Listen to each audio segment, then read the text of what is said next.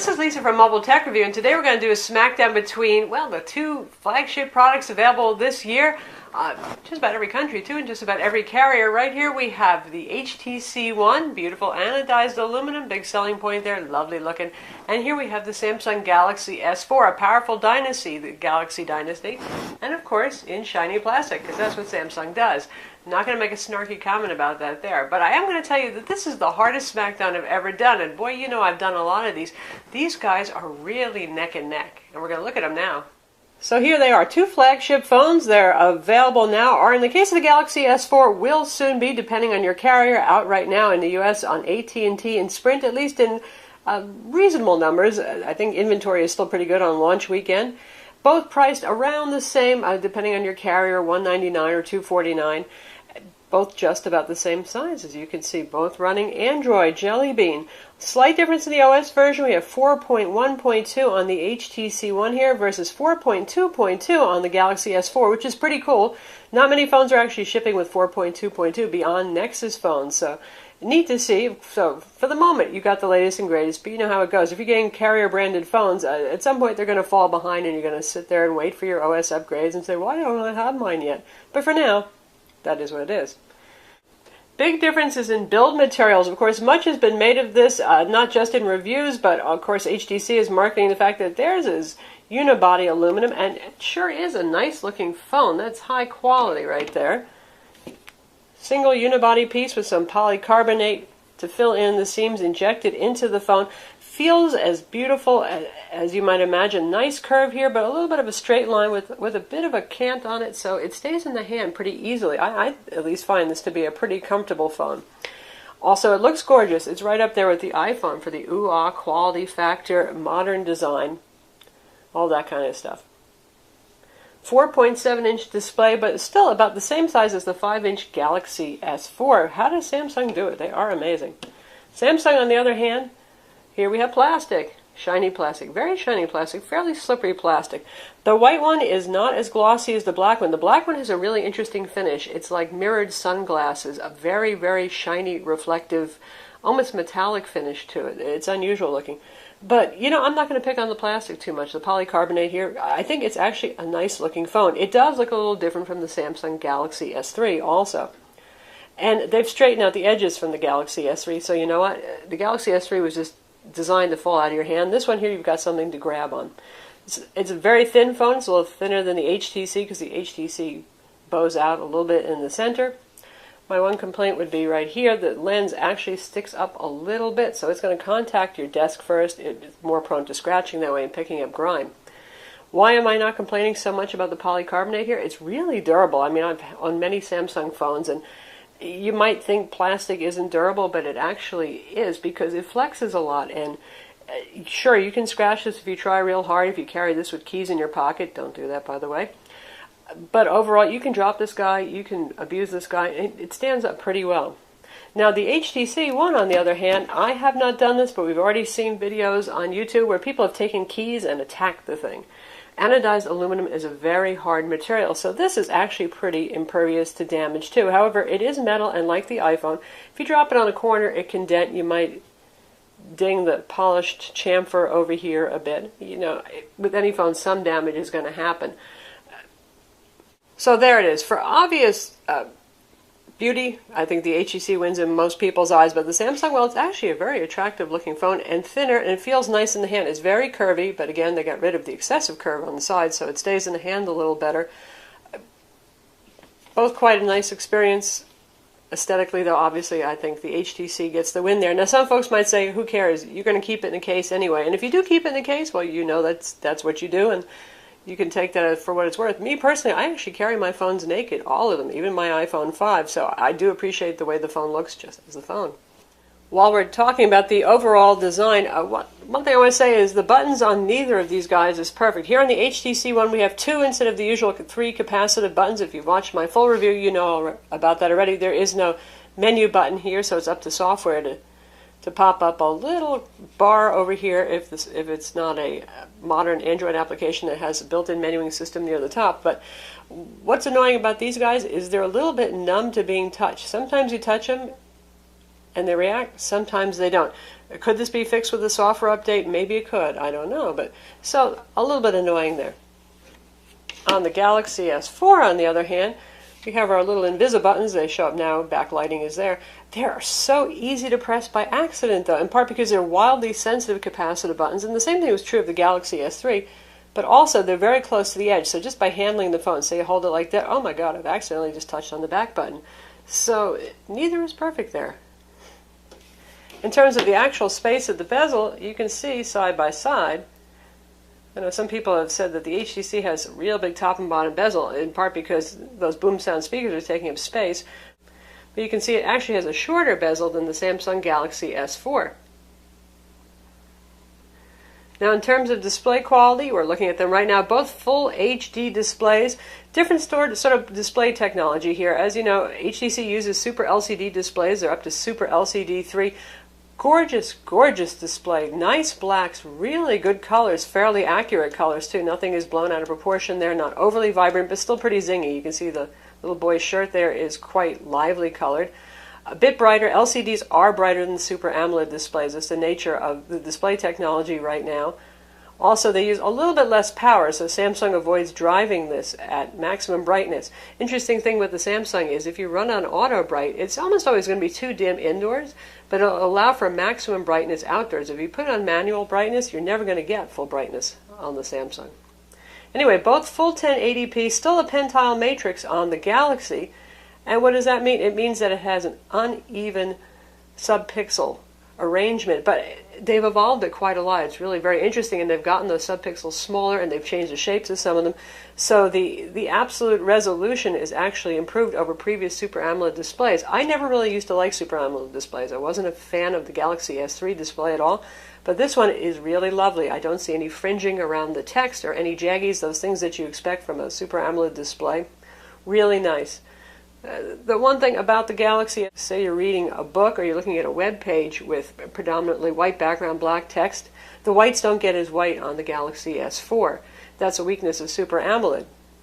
I'll show you what I mean. So right now we have both of these running on automatic brightness, and you can see the difference. I've actually disabled adaptive brightness on the Samsung. It has this feature where it looks at the content and it dims down stuff, which means it typically dims down the whites. And you can see the difference. Much brighter, whiter whites going on here on the HTC, which is also running on auto brightness.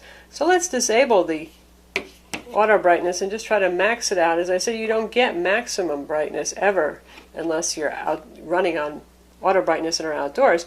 Gets to be closer there, gets to be whiter. It's actually a slightly more neutral white, but it's still not as bright as the HTC.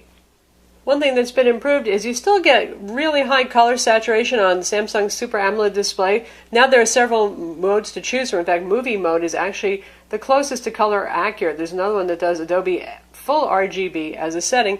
And, you know, a lot of people are used to Samsung phones and the way they really do accent the colors. So it really is a matter of personal taste there. Whether you want something that's a little bit more natural looking or you want something that looks better than life, but gee whiz, it's pretty. Both of these have very good cameras, but a very different way of going about things. Samsung does the traditional thing. They go with a 13 megapixel camera. Right now that's the new high end for smartphones, and you can see right now it's working on its autofocus right here. And I would say that autofocus is pretty good as long as lighting is good. Once you're talking about just only modest indoor lighting, I don't mean a nightclub, I mean you're at home with your regular incandescent light bulbs, it can take longer to focus, and I've noticed that it does a better job if I tap and help it out there a little bit, and then it calms down and gets it right. Right here you can see we have access to all of our modes. You've seen our full review, so you know. So a lot of features there. HTC actually has a lot of the same kind of modes here. If you want to get to more settings, a couple more taps involved, and then you've got all of your settings right here. In the end, in good daylit photos, this is the better camera because you get more detail. But you know what? The amazing thing is I took photos with both this and the HTC one outdoors in good lighting places with lots of details, trees, leaves, things like that, flower petals. And even on my Thunderbolt 27-inch display running at very high resolution, so I could blow them up to 100%, it's really close. So unless you're looking to print, or you need these, say, for professional reasons, you're actually taking this to use this, say as I would. I go to a trade show and I need to take a picture of a phone to make a post for you guys to read. Then the Samsung's extra resolution and pixels are important there, but otherwise, for average folks who are uploading to Facebook, who are enjoying it on their phone, even just looking at it on a monitor, regular, say, 1600 by 900 monitor or 1920 by 1080, it's pretty darn close. And in low light, the HTC wins. So let's take a look at the HTC camera for a minute. So here we have our HTC camera. It's actually pretty calm. You see it's not doing that hunt focus thing, and everything is in focus and pretty sharp. I can tap to focus if I want to. And if I want to get to all those fancy color modes right here, there they are. Just about everything you want. This also has fisheye, this has vignetting, they both have that, they both have panorama mode. So in terms of features, there's a lot there. And if you want to get to all of your settings, you just tap here. And they both have HDR, both have self-timers, all these kinds of settings available in both. But this guy does much better in low light because of those larger pixels. It may be 4 megapixels, but very large sensor right there, so it lets more light in. Yes, you're going to get some noise if you're in a dark nightclub or at a concert, but you're going to get that with any camera, but it's going to pick up more colors and more detail. So in the end, it really comes down to where you're going to use your camera most, and you know where you tend to use it. Are you often in really well-lit situations, say bright offices where there's a lot of fluorescent lighting, or outdoors in good light? Well, then the Samsung Galaxy S4 is the one for you. But if you tend to take pictures indoors in low lighting, maybe at night, at clubs, in your house with just a couple of incandescent lights, then the HTC wins. Finally, here's a place where one phone really wins by a big margin. When it comes to audio quality from the built-in speakers, HTC's Boom Sound, which is their word for front-facing stereo speakers, pretty large size with Beats Audio, really wins. Amazing, rich, full sound. You just hear things that you don't hear on the Samsung Galaxy S4 with its more traditional rear-facing single speaker. Also, you can see how beautiful the screen is here, but both of these are going to look great for movies. Where the Galaxy S4 falters a little bit is just on reading text. When it comes to movies, it's also gorgeous, but let's listen to this. I've got nothing against your friends. I like your friends. Sounds like a laptop, doesn't it? Obviously changed for us. Very good. And also beautiful looking. Now let's test the same thing out on the Galaxy S4. Things obviously changed for us. So here we are. I am not covering the speaker with my finger in the back, but it just doesn't sound nearly as good. Looks lovely though. Spend some time with kids you don't run around with. Pleasing, bright. Color saturation is great. So visually the same, but if you're somebody who actually uses the built-in speakers, the HTC One really is going to win. Now, headphone audio out, yes, the HTC One has its dedicated amplifier just for your headphone jack. It has 2 amplifiers actually, one for your speakers, one for your headphone jack. But they both sound very good. They both have very clean audio, very little noise, no hiss in the background. So pretty close there once you start using headphones. I give the HTC One a little bit of an edge, but it's pretty darn close. Of course, with the Samsung, you can actually have that video floating in a little player, a little window, wherever you want while you're doing something else. You know, on a tablet, I think that's a really useful feature because you've got a big screen and it's more possible to actually be looking at an email while having your video floating. Smaller screens like this, not so much. Speaking once more of screens, by the way, 5-inch versus 4.7-inch, close enough that when I use them, I'm not really conscious of the size difference. It's not like jumping from the iPhone to either one of these, the iPhone 5 that is, or going from either of these to the Samsung Galaxy Note 2 with this 5.5-inch display where you really notice the difference. When we talked about that floating video player, that gets into the very different philosophy in terms of the software that's put on these. Samsung's TouchWiz has been called over the top, and I would agree. They really just do all sorts of stuff with the UI here. They change the icons a little bit, make things a little bit cartoony. That's one thing. But so when you want to use that multitasking feature for any of these applications that are supported, you just drag it over here and put it where you want.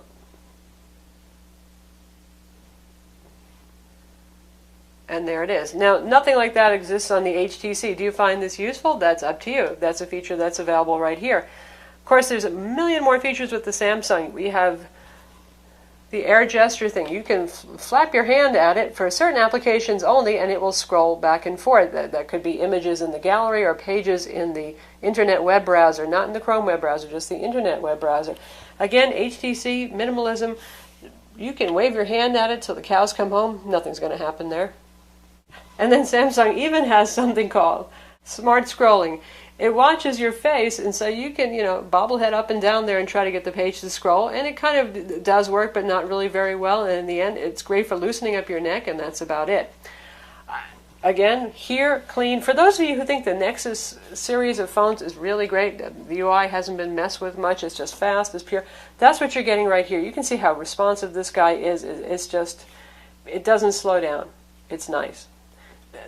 The big thing that they've done here is add blink feed to the home page, and that's kind of sort of like Flipboard, only more. You got your social networking in here, you have news sources, all in one, keeps you up to date with stuff. You also got the time, you've got the weather up there. I don't mind it much. By default, that's your dominant home screen. What happens when you hit home is you see that, but you can change it to make one of these the home. You can't get rid of that, though. But all in all, very fast, very responsive. In some ways, I think HTC's actually stripped things down a little too much. You swipe down here, and I really like Samsung phones and many other phones too. You get access to quick settings up here, like your wireless radios and your volume, maybe your brightness. Nothing much going on over here. Nope, not at all. With Samsung, you swipe down, and here it is.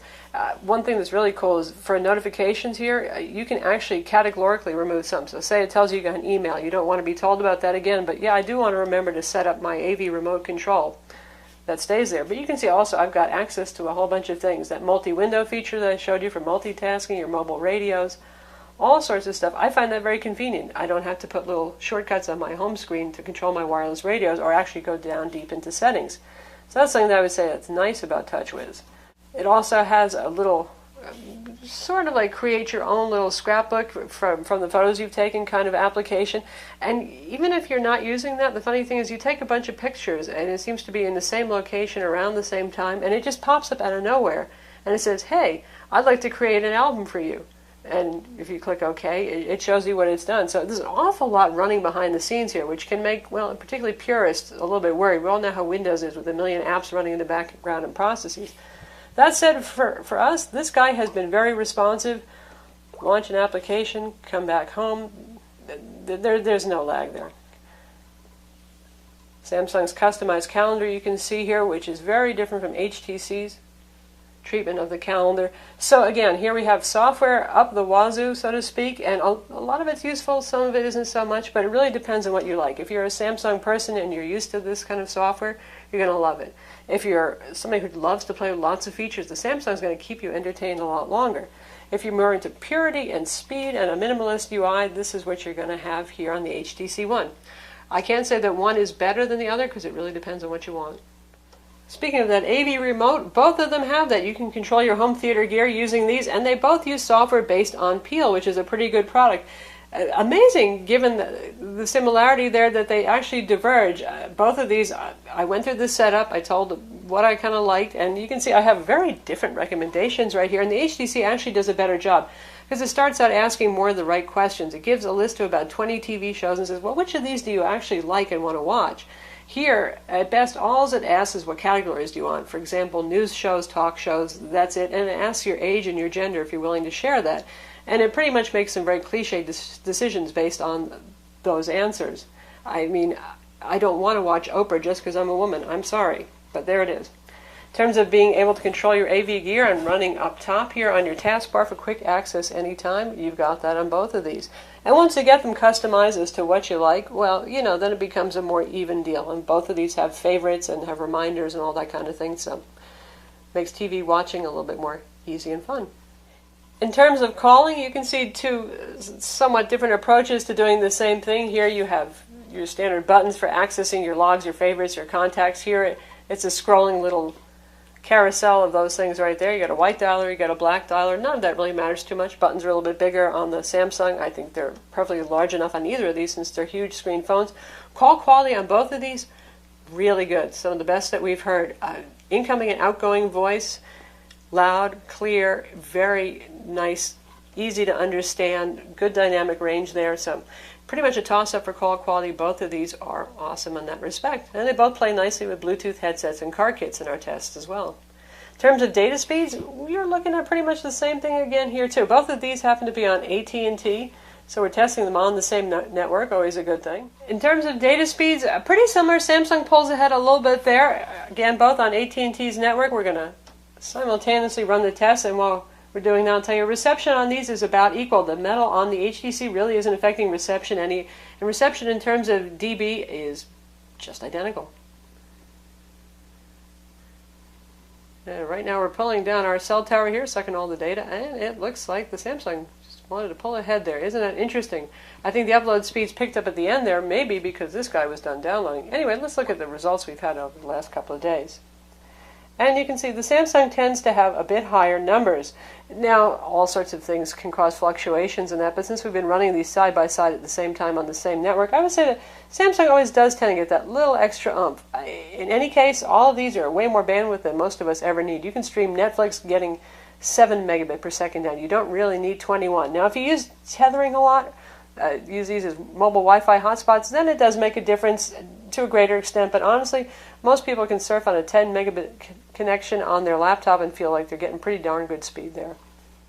Now, in terms of performance, both of these are running that nice new Qualcomm Snapdragon 600 CPU. That's a quad-core CPU. 1.7 gigahertz for the HTC, which is pretty much what we've seen most phones using these days that have that CPU. Samsung managed to get up to 1.9 gigahertz. That's set on synthetic benchmarks. They benchmark the same except for GL benchmark, where this Samsung gets about 7 to 9 frames per second better on that particular synthetic benchmark. Otherwise, they're surprisingly similar. Experientially, they actually both feel quite quick. Again, we're not suffering any lag here in our Samsung, despite all of this software that's running here. Of course, when you have that much software, there is always the possibility that you're going to run into interactions with particular applications where you might get slowdowns because of compatibility issues or something like that. But as of right now, they both feel fast, they both feel responsive, they both have 2 gigs of RAM. So you're looking at pretty much the same stuff there. In terms of internal storage, the HTC does not have a micro SD card slot. Those of you who love removable storage are going to not be happy with that. But then again, there's millions and millions of iPhone users who have done just fine with just their internal storage, and hey, I think there's a lot of folks who will be happy with that. As a result, 32 gigs is the lowest storage capacity, because I know you can't expand that. Samsung Galaxy S4 is available at 16 gigs. Some carriers may offer a 32 gig version. The Samsung and the HTC are priced about the same, with the Samsung being 16 gig and the HTC being 32 gigs. Where internal storage is important is, remember, with Android 4.0 and up, you can only store applications on internal storage. And some games these days, popular GameLoft titles, for example, are often 2 gigs apiece. So if you're a gamer, keep that in mind. You might want to hold out for the 32 gig version of the Samsung, or you might want to go for the HTC One instead. When it comes to battery life, here again is a draw. They really are both doing very well for us. With LTE on and the same mix of use, we're getting about the same run times on these. Where the Samsung pulls ahead is it has a removable battery, 2600 milliamps versus 2300 sealed inside on the HTC One. Despite the lower milliamps, the HTC is actually running it just as long, and that's probably because the LCD is a little bit more efficient than the Super AMOLED display in terms of power consumption. Also, it does have 200 megahertz clock's slower CPU. But for those of you who want to be able to swap in a spare battery on the go, the Samsung is definitely more appealing. Now with the HTC, you can get those accessory plug into the micro USB port battery packs, so it's not like you're absolutely dead in the water if you run out of battery power. You just need to carry an external battery pack rather than a spare battery that you pop inside your phone. This could be a little more versatile, though, the Samsung, because you know how manufacturers make extended batteries, usually with a bigger back here, makes the phone thicker, but you can put a bigger battery in here. I'm sure that those will pop up pretty soon for the Galaxy S4. In terms of gaming performance, as you might guess, because the performance on synthetic benchmarks is so close, you're looking at pretty much the same experience. Yes, the Samsung does score some higher frame rates in GL benchmark, but overall right now, there's no game that's really taxing as much as GL benchmark taxes the phone. So both of them great for gamers. One thing I will say is the HTC One is pretty neat when you're playing games, because you'll hear things that you didn't hear before, where a lot of games it just sounds like a lot of bang bang shoot shoot if it's a first person shooter, or just engine noise. Like I was playing Real Racing 3 on the HTC One, and I really heard the music soundtrack, and it stood out in a way that it doesn't on any other phone. When you play games, these both get warm. Interestingly, the HTC One with its aluminum back, metal conducts heat, so you tend to feel it. It does get pretty warm right there, to almost hot if you're playing a game for half an hour. You're not going to burn yourself on it, but you're going to get a sweaty palm. Well, the same thing happens with our Galaxy. It actually gets very warm in this area on the back, and the display itself actually gets warm too. And we've noticed some throttling occasionally when running benchmarks, particularly, which can stress out the phone, and that's something that you do over and over again. The Samsung Galaxy S4 throttled actually before the HTC One did. Imagine that. So guys and gals, what do you think? You know, this is really a close race here, and it really is sort of like, do you like Ford or do you like Chevy? Do you like Mercedes or do you like BMW? They just are two approaches to doing the same thing, and they're both really very good. In part, it's going to depend, are you an HTC Sense kind of person, a minimalist person, or do you like a whole lot of features? Do you like super AMOLED and the bright, vibrant colors, or do you like your whites and you spend a lot of time reading? That would be the HTC One. Both of them really have very good cameras, which is miraculous since the HTC One has that 4 megapixel ultra pixel camera, but they can compete pretty well in many settings. Again, the Samsung is going to be better in bright light. The HTC One is going to be great for dark light photography. Both have great call quality. It's not an easy choice. Hopefully, after going through all these points, you know what's important to you, and you say, oh, I like that, or I don't like that for each of these phones, and you're a little bit closer to deciding. So that's our smackdown between the HTC One and the Samsung Galaxy S4, and in the end you can see it really is a matter of personal preference. Does design matter more to you in materials? Do you like a lot of software features? Do you like minimalism a lot? It's going to come down to that. I'm Lisa from Mobile Tech Review. Be sure to visit our website for the full review of each of these smartphones, and don't forget to subscribe to our YouTube channel.